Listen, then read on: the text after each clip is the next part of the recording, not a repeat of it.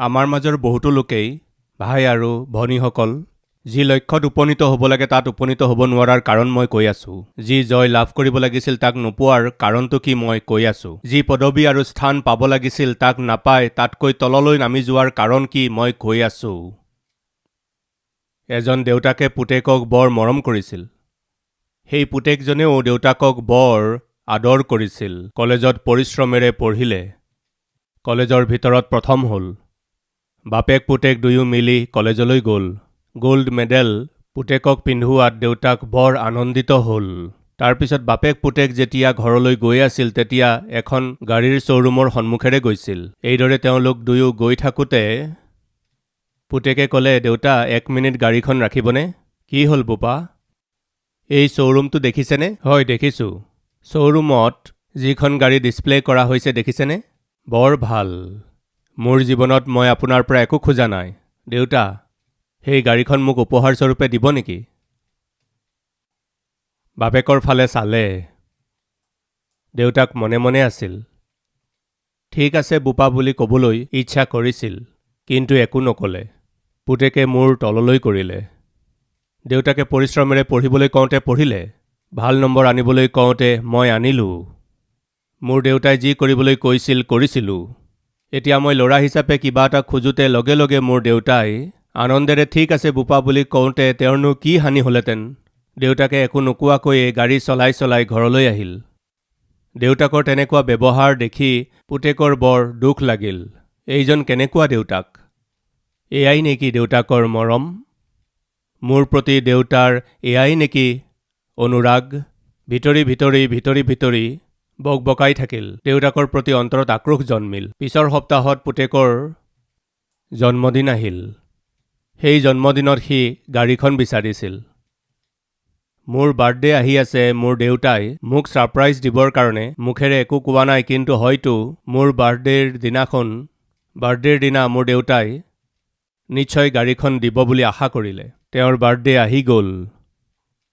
দেউতাকে আনন্দেৰে পুতেকক মাতিলে। পুতেকে খৰখেদাকৈ ওচৰলৈ আহিল। হেপী বাৰ্থডে বোপা, বৰ আনন্দেৰে ক'লে, এয়া লোৱা, মই তোমাক এটা বিশেষ গিফ্ট দিছোঁ, লৈ লোৱা।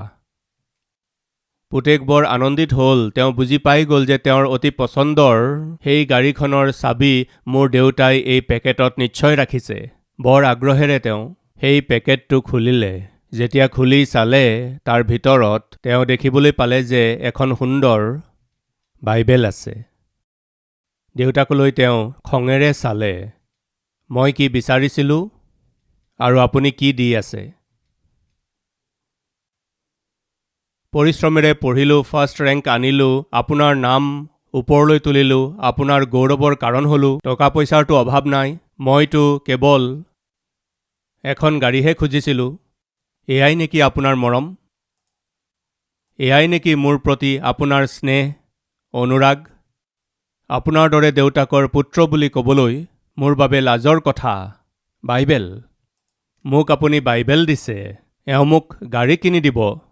এই বুলি কৈ তেওঁ খঙেৰে বাইবেলৰ সেই পেকেটটো দলিয়াই দিলে। প্ৰিয়সকল, কেৱল সেয়াই নহয়, আৰু কেতিয়াও মই আপোনাৰ মুখ নাচাওঁ। এই বুলি কৈ ল'ৰাটো ঘৰৰ পৰা বাহিৰলৈ দৌৰাদৌৰিকৈ গৈ থাকোঁতে, বোপা 1 মিনিট ৰ'বা।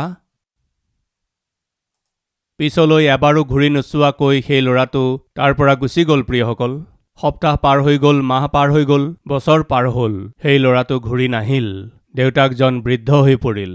পুতেক হয়তো ঘূৰি আহিব এই বুলি বৰ আশা কৰিছিল, ঘূৰি নাহিল। তেওঁৰ ল'ৰাটো বেলেগ দেশলৈ গৈ বিয়া পাতি ল'লে আৰু তেওঁৰ সন্তানো হ'ল। তেওঁৰ ভাল শিক্ষাৰ কাৰণে ভাল চাকৰি পালে। চাকৰি কৰি দেউতাকৰ মুখ আৰু কেতিয়াও নাচাওঁ বুলি ভাবি তাতেই তেওঁ স্থায়ীভাৱে থাকিবলৈ ধৰিলে। এদিন সেই ল'ৰাটোলৈ টেলিগ্ৰাম অফিচৰ পৰা এজন কৰ্মচাৰী আহি তেওঁক এখন টেলিগ্ৰাম দিলে। সেইখন খুলি চাই দেখিলে, তোমাৰ দেউতাৰ মৃত্যু হ'ল। গোটেই সম্পত্তি তোমাৰ নামত কৰিলে। আহি গ্ৰহণ কৰক এই বুলি কোৰ্টে আদেশ দিছিল। অতি সোনকালে অহাটো আমি বিচাৰিছোঁ। টেলিগ্ৰাম। বাপেকটো মৰি গ'ল। তেওঁ এৰি যোৱা সম্পত্তি নল'লে অন্য লোকে লৈ ল'ব বুলি ভাবি সেই ল'ৰাটো তাৰ পৰা উভতি দেউতাকৰ ঘৰলৈ আহিল। গেটখন খুলি ভিতৰত খোজ দিয়াৰ লগে লগে দেউতাকৰ কথা মনলৈ আহিল। চাৰিওফালে থকা বাগিচাখন দেখি এই বাগিচাখনতেই মোৰ দেউতাই মোৰ সৈতে খেলিছিল। এই বাগিচাখনতেই মোৰ দেউতাৰ সৈতে মই খেলিছিলোঁ। ঘৰৰ ভিতৰত খোজ দিয়াৰ লগে লগে তেওঁ ডাইনিং টেবুলখন দেখিলে। ইয়াতেই বহি মোৰ দেউতাই মোক আহাৰ খুৱাইছিল। তেওঁ তাত সোফা ছেট দেখিবলৈ পালে। এই সোফা ছেটখনতেই বহি দেউতাই মোক কোলাত লৈ বহুতো সাধু কথা শুনাইছিল। এখন গাড়ী কিনি দিয়াৰ বিষয়টোৰ বাহিৰে মোৰ দেউতাই একোৰে অভাৱত ৰখা নাছিল। দেউতাকৰ সোঁৱৰণিবোৰ যেতিয়া তেওঁৰ মনলৈ আহিল, তেওঁ নজনাকৈয়েই তেওঁৰ চকুৰ পৰা চকুপানী বৈ আহিবলৈ ধৰিলে।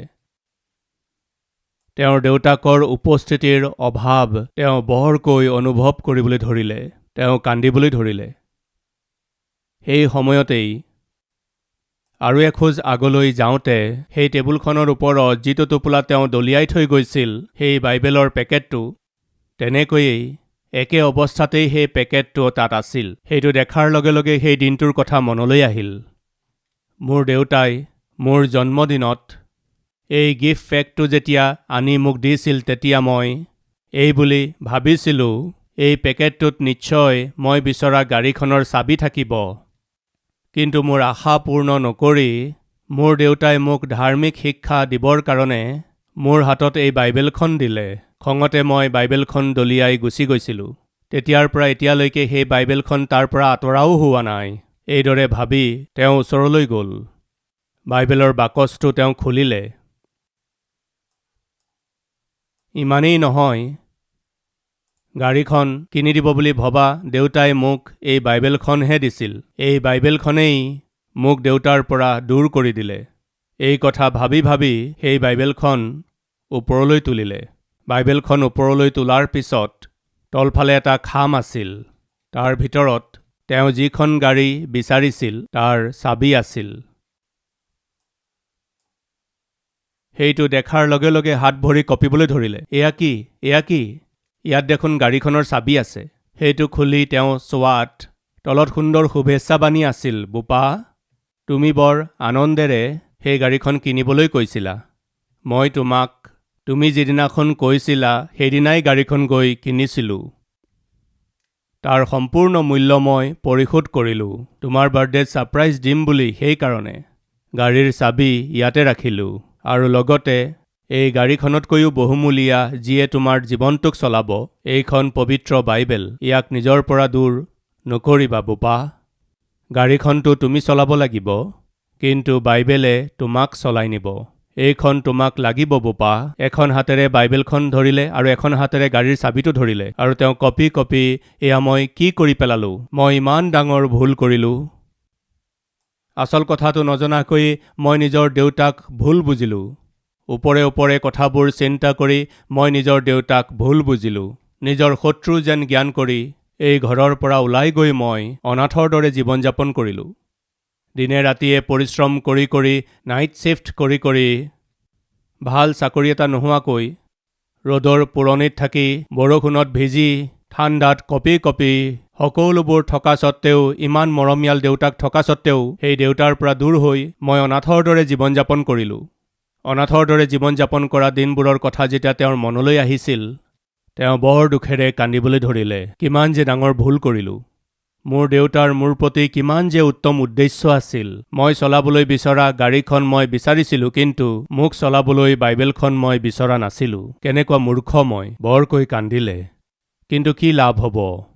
20-25 বছৰলৈকে দেউতাকক দুখ দি দি তেওঁ নিজেও অনাথৰ দৰে জীৱন যাপন কৰি বহুমূলীয়া সময়ক, বহুমূলীয়া দিনবোৰক, দেউতাকৰ সৈতে কটাবলগীয়া সময় হেৰুৱাই পেলালে। আজি এই বাক্যবোৰ শুনি থকা ভাই ভনীসকল, আপোনাৰ মোৰ প্ৰতি মোৰ ঈশ্বৰে এক উত্তম আঁচনি প্ৰস্তুত কৰি থৈছে। হয়তো আপুনি যেনেকুৱা ভাবিছিল সকলো তেনেকুৱা নহয়। আপুনি যেনেকৈ বিচাৰিছিল তেনেকৈ হয়তো সকলোবোৰ আপোনাৰ জীৱনলৈ হাতলৈ নাহিল। তাতকৈও উত্তম বস্তুবোৰ ঈশ্বৰে আপোনালৈ থৈছে। এয়া সম্পূৰ্ণ সত্য। যাক আপুনি চলাই তেনে বস্তু বা বাহন আপুনি বিচাৰিছে, নে যিয়ে আপোনাক চলাব, ঈশ্বৰৰ সেই আত্মিক নেতৃত্ব আপুনি বিচাৰিব, সেয়া আপোনাৰ ইচ্ছা। সেইখন ঈশ্বৰে তেওঁলোকৰ বাবে গাখীৰ মৌজোল বোৱা দেশখন যুগুত কৰি এবাৰ গৈ চাই আহা বুলি কওঁতে সেই দেশখন চাই অহাৰ পৰিৱৰ্তে তাত থকা লোকসকলক চাই বলৱান লোকসকলক দেখি উভতি আহি তেওঁলোকে কৈছে, আমি শেষ হৈ গ'লো আৰু এতিয়া আমি আগবাঢ়িব নোৱাৰোঁ। কিয়? কি কাৰণে বাৰু? কিয় এনেদৰে কৈছা? আমি নিজকে তাত চাওঁতে তেওঁলোকৰ আগত আমি নিজকে ফৰিং যেন দেখিলোঁ। তোমালোক তালৈ গ'লে তেওঁলোকৰ আগত তোমালোকে নিজকো ফৰিং যেন দেখিবা। সিহঁতে ভৰিৰে গচকি পেলাব, আমি মৰি থাকিম। সেই কথা শুনাৰ লগে লগে তাত থকা সকলো লোকে মুচি ৰহিতে বকিবলৈ ধৰিলে। ঈশ্বৰৰ বিৰুদ্ধে কথা ক'বলৈ ধৰিলে। তেওঁলোকে ঈশ্বৰৰ খং তুলিলে, ঈশ্বৰক বেজাৰ দিলে, বকালে, ভুৰালে। আমি মিছৰতেই মৰি যোৱা হ'লে ভাল আছিল বুলি ভাবিলে। এই সকলোৰে কাৰণ কি জানেনে? তেওঁলোকে ঈশ্বৰক বুজি পাব নোৱাৰিলে। আৰু ইফালে ঈশ্বৰেতো, হে মোৰ সন্তানবিলাক, তোমালোক যোৱা, মই প্ৰতিজ্ঞা কৰা দেশখনত তোমালোকে প্ৰৱেশ কৰা। সেইখন কিমান যে ধুনীয়া দেশ, তাক গৈ নিজেই চাই আহা। আহি সকলোকে কোৱা, হাই, এতিয়ালৈকে আমি থিয় হ'বৰ কাৰণে আমাৰ ঠাই নাছিল।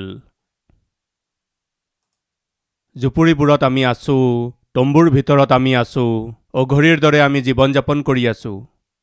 প্ৰতিদিনে যাত্ৰা কৰি আমি বহু বছৰ পাৰ কৰিলোঁ। আমাৰ কোনো স্থায়ী নিবাসস্থান নাই। আমি পৰিয়ালৰ সৈতে একেলগে আনন্দ কৰিব পৰা অৱস্থা আমি পোৱা নাই। কিন্তু ঈশ্বৰে আমাক এখন স্থিৰ আৰু চিৰস্থায়ী দেশ দি আছে। যিবোৰ গৃহ আমি নিৰ্মাণ কৰা নাই, সেইবোৰত নিবাস কৰিবলৈ আমাক প্ৰস্তুত কৰিছে। এই সত্যক জানি তেওঁলোকে ঈশ্বৰৰ মহিমা কৰাৰ পৰিৱৰ্তে তেওঁলোকে কি কৰিলে জানেনে বাৰু? ঈশ্বৰক বৰ বেজাৰ দিলে। তেওঁলোকৰ অবিশ্বাস, তেওঁলোকৰ অবাধ্যতা, তেওঁলোকৰ মূৰ্খতা, তেওঁলোকৰ বিদ্ৰোহ স্বভাৱে ঈশ্বৰে তেওঁলোকলৈ কৰা প্ৰতিজ্ঞাৰ দেশত প্ৰৱেশ কৰাৰ পৰা তেওঁলোকক বঞ্চিত কৰিলে। কেৱল দুজন লোকহে, যিহুচুৱা আৰু কালেবে কি কৈছিল জানেনে? 13 অধ্যায়ৰ 30 নম্বৰ পদ। পাছে কালেবে মুচিৰ আগত লোকবিলাকক শান্ত কৰিবৰ অৰ্থে ক'লে, আহা, আমি একেবাৰে উঠি গৈ তাক অধিকাৰ কৰোঁ, কিয়নো তাক জয় কৰিবলৈ অৱশ্যে আমাৰ অধিক শক্তি আছে। কিন্তু যি লোকবিলাক তেওঁৰ লগত গৈছিল, তেওঁবিলাকে ক'লে, আমি সেই লোকবিলাকৰ বিৰুদ্ধে উঠি যাব নোৱাৰোঁ, কিয়নো আমাতকৈ সিহঁত বলী। এই কালেব আৰু যিহুচুৱাৰ বাহিৰে বাকী সকলোবিলাকে ভুল বাতৰি লৈ আহিল। কালেব আৰু যিহুচুৱাই কৈছিল, ভাইসকল, নাকান্দিব। ঈশ্বৰে দিম বুলি প্ৰতিজ্ঞা কৰা দেশখন আমি নিশ্চয়ে পাম। বিশ্বাস কৰক, আমাৰ বাবে ঈশ্বৰৰ হাতত উত্তম আঁচনি আছে। ইমান বছৰ আমাক চলাই আনি শেষত ঈশ্বৰে আমাক শত্ৰুৰ হাতত আমাক সোধাই দি কিয় মাৰিব? আমাৰ কথা শুনক। আমি এতিয়াই উঠি গৈ সেই দেশখন নিজৰ কৰি ল'ম। অৱশ্যেই আমাৰ কথা শুনক। এইদৰে কৰিবলৈ আমাৰ শক্তি আছে। কোনেও নুশুনে, কোনেও নামানে। তাৰোপৰি কৈছিল, আমি এজনক প্ৰধান কৰি লৈ আকৌ দাস হিচাপে জীৱন যাপন কৰিম। আমি উভতি গুচি যাম। এইদৰে ভাবি তেওঁলোক সকলোৱে কষ্ট দিয়াত 14 অধ্যায়ৰ 5 নম্বৰ পদটো পঢ়িছোঁ। তাতে মুচি আৰু হাৰুনে ইছৰাইলৰ সন্তানবিলাকৰ মণ্ডলীৰ তেওঁবিলাকৰ গোটেই সমাজৰ আগত উবুৰি হৈ পৰিল। দেশ গুপুতে চাই অহাবিলাকৰ মাজত নুনৰ পুত্ৰ যিহুচুৱা আৰু জিফুনিৰ পুত্ৰ কালেবে নিজ নিজ কাপোৰ ফালিলে। ঈশ্বৰৰ অতি সুন্দৰ আঁচনিক ভুল বুজি ঈশ্বৰৰ উত্তম আশীৰ্বাদবোৰ ভুৱা বুলি ভাবি তেওঁলোকে ঈশ্বৰ আৰু ঈশ্বৰৰ মুচি আৰু হাৰুনৰ বিৰোধী হৈ আমি উভতি গুচি যাম। এইদৰে তেওঁলোকে ভাবি থাকোঁতে কালেব আৰু যিহুচুৱাই নিজৰ কাপোৰ ফালিলে। ই দুখক বুজায়, ই বেদনাক বুজায়। তোমালোকে এনেকৈ কিয় কৈছা? আমাৰ কাৰণে উত্তম আঁচনি কৰা ঈশ্বৰজনে কিয় আমাক অনাথৰ দৰে এৰিব? ইছৰাইলৰ মণ্ডলীৰ সকলোৱে ক'বলৈ ধৰিলে, যিখন দেশ গুপুতে চাবলৈ গৈ আমি ইফালে সিফালে ফুৰি আহিলোঁ, সেইখন সঁচাকৈ উত্তম দেশ। ঈশ্বৰে যদি আমাত সন্তোষ পায়, আমাক সেই দেশখনত য'ত গাখীৰ আৰু মৌজোল বয়, তালৈ লৈ গৈ সেইখন আমাক দিব। কেৱল তোমালোকে ঈশ্বৰৰ বিৰুদ্ধে বিদ্ৰোহ নকৰিবা আৰু সেই লোকসকলক ভয় নকৰিবা, কিয়নো সিহঁত আমাৰ ভক্ষস্বৰূপ। সিহঁতৰ আশ্ৰয় সিহঁতৰ পৰা গুচিল আৰু জিহুৱা আমাৰ সংগত আছে। সিহঁতলৈ ভয় নকৰিবা। তেতিয়া গোটেই মণ্ডলীয়ে আতাহ পাৰি উঠিল আৰু শিল দলিয়াই বধ কৰিবলৈ ক'লে। যিহুছোৱা আৰু কালেবে নিজৰ কাপোৰ ফালি, ভাইসকল 1 মিনিট ৰ'ব, ইমান খৰখেদা কিয়? এনেকৈ মূৰ্খৰ দৰে কিয় চিন্তা কৰিছা? ঈশ্বৰে আমাক প্ৰাণতকৈও অধিক প্ৰেম কৰি মিছৰৰ পৰা উলিয়াই আনি প্ৰতিজ্ঞাৰ দেশখনলৈ নিয়াৰ দিন আহি গ'ল। ঈশ্বৰে যি আশীৰ্বাদবোৰ আপোনালৈ লুকুৱাই ৰাখিছে, সেইবোৰ পোৱাৰ সময়ত এই বিদ্ৰোহ কিয়? এই মূৰ্খতা কিয়? এই বিদ্ৰোহ আচৰণ কিয়? এনেকুৱা দুৰ্ভগীয়া চিন্তা বিবেচনা কিয়? আজি এই কথাবোৰ শুনি থকা ভাই ভনীসকল, ঈশ্বৰে তেওঁলোকক যলৈ নিব লাগে সেই গন্তব্য স্থানত উপনীত কৰাৰ অন্তিম সময়ত তেওঁলোকৰ কি দেখা গ'ল জানেনে? গ্ৰহণ কৰিবলৈ যি যোগ্যতা লাগে তেওঁলোকত দেখা নগ'ল। ঈশ্বৰে যি আশীৰ্বাদ আপোনাক দিব বিচাৰে আৰু অনুগ্ৰহ দিব বিচাৰে, তাক পোৱাৰ অন্তিম সময় আহি যোৱাত আপোনাক কি দেখা পাব লাগে জানেনে? কালেব আৰু যিহুছোৱাৰ নিচিনা বিশ্বাস। জয়লাভ কৰিবলৈ, নিজৰ লক্ষ্যস্থান গৈ পাবলৈ, উচ্চতালৈ উঠি যাবলৈ, যলৈকে গৈ পাবলৈ আপুনি ভাবিছিল, আপোনাৰ প্ৰতি থকা ঈশ্বৰৰ ইচ্ছাক আপোনাত পূৰ্ণ হ'বলৈ আপোনাত কি দেখা পাব লাগে জানেনে? ঈশ্বৰৰ প্ৰতি আপোনাত দৃঢ় বিশ্বাস। তাৰ লগতে আপোনাত দেখা পাবলগীয়া বিষয়টো হৈছে ঈশ্বৰৰ প্ৰতি ভয় ভক্তি আৰু কৃতজ্ঞ জীৱন।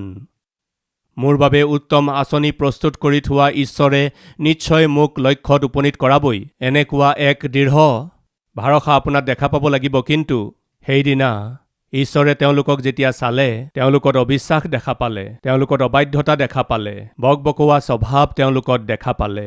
ঈশ্বৰৰ মনত ক্ৰোধ জন্ম দিওঁতা, আক্ৰোশ জন্ম দিওঁতা স্বভাৱ তেওঁলোকত দেখা গ'ল।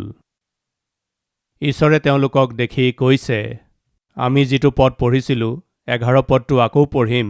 পাছে জিহুৱাই মুচিক ক'লে, এই লোকবিলাকে কিমান দিন মোক হেয়জ্ঞান কৰিব আৰু এইবিলাকৰ মাজত মই দেখুওৱা আটাইবোৰ চিন দেখিও এইবিলাকে কিমান কাল মোত অবিশ্বাস কৰি থাকিব? মই কিমানবোৰ যে আচৰিত কৰ্ম কৰিলোঁ, কিমানবোৰ যে চমৎকাৰ দেখুৱালোঁ। প্ৰতিদিনে মান্না বৰষাইছিলোঁ, শিলৰ পৰা পানী উলিয়াই তেওঁলোকক খুৱালোঁ, চুপ সাগৰক তেওঁলোকৰ বাবে দুভাগ কৰিলোঁ, তেওঁলোকৰ সন্মুখৰ শত্ৰুবোৰক নাশ কৰিলোঁ, বতা চৰাই বৰষালোঁ। দিনত ডাৱৰৰ স্তম্ভ হৈ, ৰাতি জুইৰ স্তম্ভ হৈ মই এওঁলোকক নেতৃত্ব দিলোঁ। ইমানবোৰ যত্নেৰে এওঁলোকক কনান নামৰ প্ৰতিজ্ঞাৰ দেশখনৰ ওচৰলৈ আনোতে এওঁলোকে পাগলৰ দৰে আচৰণ কৰিছে, মতিভ্ৰষ্ট হোৱাৰ নিচিনা আচৰণ কৰিছে। মোৰ ক্ৰোধ প্ৰজ্বলিত হ'ব পৰা কথাবোৰ কৈ আছে, তেনে আচৰণ কৰি আছে। এওঁলোকৰ কি হৈছে? আজি এই কথাবোৰ শুনি থকা ভাই ভনীসকল, যদি আজি আপোনাক ঈশ্বৰে আপোনাৰ লক্ষ্যৰ ওচৰলৈকে লৈ আহিছে, আপুনি নিজৰ জীৱনত যি পাব বিচাৰে, আপোনাক ঈশ্বৰে যি দিব বিচাৰে, যি ভৱিষ্যতৰ আপুনি সপোন দেখি আছিল, হয়তো আপোনাৰ দুৱাৰলৈকে লৈ আহিছে, আপোনাক দিবলৈ তেওঁ হয়তো বিচাৰিছে। এনেকুৱা সময়ত আপোনাৰ বিদ্ৰোহ কৰা আচৰণ, অবাধ্যতাৰ আচৰণ, আপোনাত অপবিত্ৰতা, আপোনাত মাংসিক কাৰ্য, ঈশ্বৰৰ বিৰুদ্ধে চলা আপোনাৰ চাল চলনক হয়তো ঈশ্বৰে দেখিছে। সেইকাৰণে আপোনাৰ লক্ষ্যস্থানলৈকে ঈশ্বৰে আপোনাক লৈ যোৱা নাই, হয়তো লৈ যাব পৰা নাই। 13 অধ্যায়ৰ প্ৰথম পদত আমি দেখিবলৈ পাইছোঁ, তোমালোক যোৱা। এই কথা কৈ ঈশ্বৰে চাগৈ কিমান আনন্দ কৰিছিল। তোমালোকে গৈ চাই আহা। তোমালোকে যি দেশলৈ আগ্ৰহী হৈ আছা, সেই প্ৰতিজ্ঞাৰ দেশখন তোমালোকে ওচৰলৈ গৈ চাই আহা। এইদৰে কৈ ঈশ্বৰ চাগৈ কিমান আনন্দিত হৈছিল। এই লোকসকলে গৈ সেই প্ৰতিজ্ঞাৰ দেশখন চাই আনন্দেৰে উল্লাসিত হৈ উভতি আহোঁতে, অহো, আমাৰ ঈশ্বৰজন বৰ আশ্চৰ্য কাৰ্যকাৰী ঈশ্বৰ। আমাৰ কাৰণে লুকুৱাই ৰখা আশীৰ্বাদবোৰ অতি উত্তম। আমাৰ কাৰণে তেওঁ সাঁচি ৰখা দেশখন বৰ সুন্দৰ। মহান প্ৰভু, আপুনি সঁচাকৈয়ে স্তুতিৰ যোগ্য ঈশ্বৰ। এইদৰে ক'ব বুলি ভাবিছিল চাগৈ, কিন্তু শেষত এই মূৰ্খবিলাকে ঈশ্বৰকো ভুল বুজিলে। ঈশ্বৰে যি আত্মিকতা বিচাৰে সেই বিশ্বাস দেখুৱাব নোৱাৰিলে। অৱশেষত ঈশ্বৰৰ নিন্দাহে কৰিলে, ইমান পতিত হ'ল। তেতিয়া ঈশ্বৰে কৈছিল, নহ'ব, কোনোপধ্যে নহ'ব। এওঁলোক প্ৰতিজ্ঞাৰ দেশত খোজ দিয়াৰ যোগ্য নহয়। বন্ধুসকল, কি হ'ল জানেনে? এই যিহুছোৱা আৰু কালেবৰ বাহিৰে আৰু কোনেও প্ৰতিজ্ঞাৰ দেশত ভৰি দিবলৈ নাপালে। সেই সকলোবোৰ যেনেকৈ তেওঁলোকে ভাবিছিল অৰণ্যৰ ভিতৰতেই তেওঁলোক মৰিল। অৰণ্যৰ ভিতৰতেই তেওঁলোক মৰিল।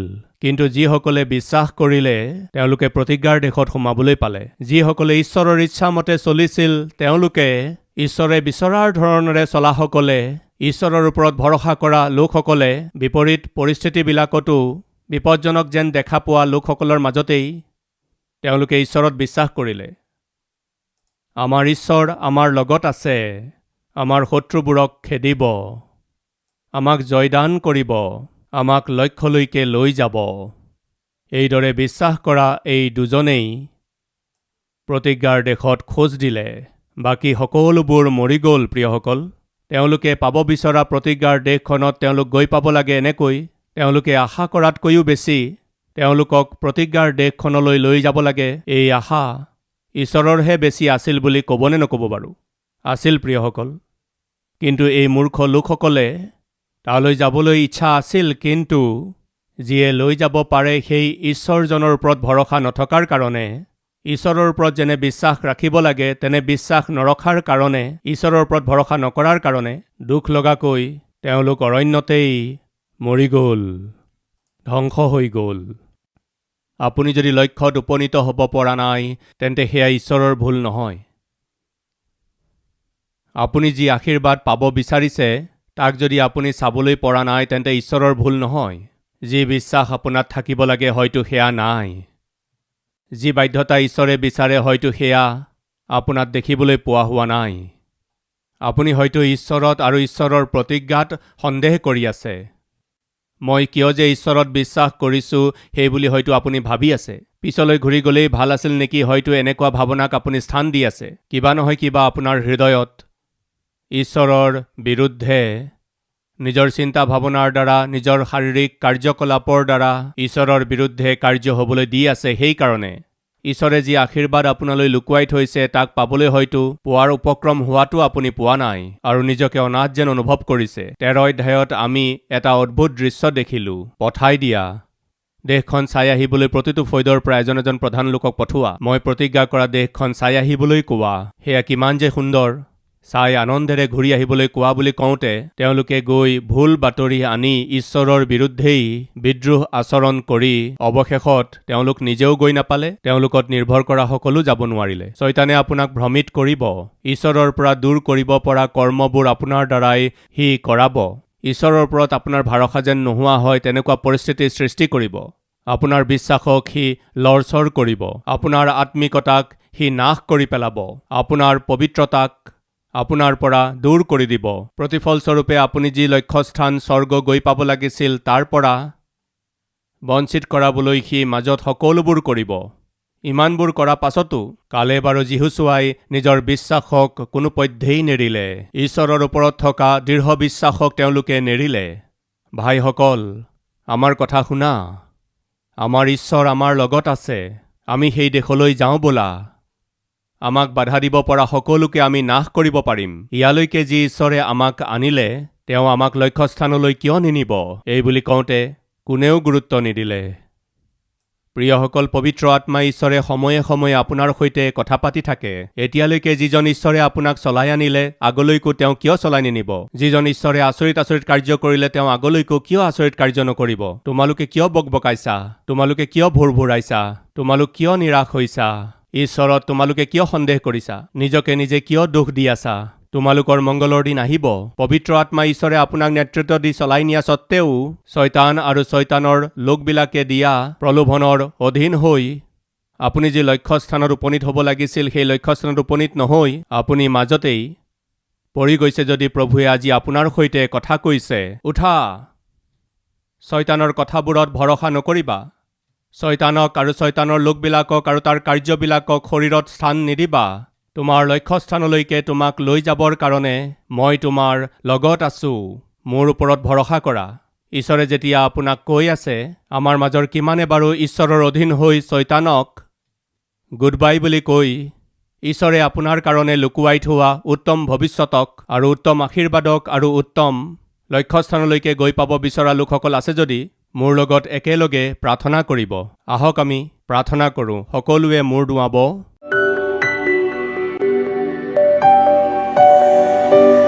পবিত্ৰ পিতৃ ঈশ্বৰ, ইছৰাইলী লোকসকলে কিমান যে অবিশ্বাস কৰিলে প্ৰভু, কিমান যে আপোনাৰ বিৰুদ্ধে বকবকালে, দুখ আৰু কষ্ট দিলে, খং তুলিলে, আপোনাক ভুল বুজিলে, আপোনাক সন্দেহ কৰিলে, ফলস্বৰূপে অৰণ্যৰ মাজতেই তেওঁলোক ধ্বংস হৈ গ'ল। গৈ আনন্দেৰে চাই আহা, মই দিবলৈ বিচৰা প্ৰতিজ্ঞাৰ দেশখন চাই আনন্দ কৰা। এইদৰে কৈ আপুনি চাগৈ আনন্দিত হৈছিল। কিন্তু তেওঁলোক গৈ অনাৱশ্যক সন্দেহেৰে পৰিপূৰ্ণ নিজৰ দৃষ্টিৰ কাৰণে তাত থকা মানুহবিলাকক দেখি তেওঁলোকে ভয় কৰিলে। সিহঁতক আপোনাতকৈও বেছি বলৱান বুলি ভাবি পিছুৱাই ঘূৰি যাবলৈ চিন্তা কৰি আপোনাক দোষ দি অৰণ্যতেই নাশ হ'ল। যিহোচুৱা আৰু কালেবে, যাৰ আত্মিক চকু মুকলি আছিল, যিয়ে আপোনাৰ ইচ্ছাক জানিছিল, যি আপোনাৰ পক্ষে থিয় হৈছিল, এই দুজনহে আছিল। কিন্তু অবাধ্য হোৱা লোকসকল অৰণ্যতেই মৰি গ'ল।